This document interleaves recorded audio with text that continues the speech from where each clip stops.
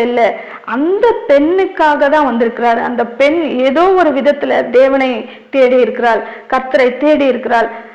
அதுக்காக தான் அவர் வந்திருக்கிறார். இந்த பெண் ரொம்ப நாளா அவரை எதிர்பார்த்து காத்திருந்திருப்பா அப்படின்னு நான் நினைக்கிறேன். அதனாலதான் இயேசு அவளை தேடி அந்த இடத்துல வந்திருக்கிறாரு.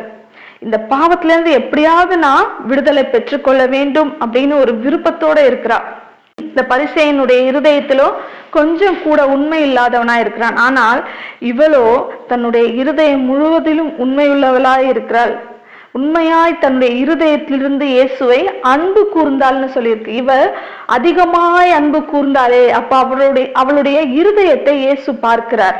அவள் அதிகமாய் அன்பு கூர்ந்தாளே, உண்மையாய் தன்னுடைய பாவங்களுக்காக மனம் வருந்தி ஆண்டவரை அன்பு கூறுகிறாள்.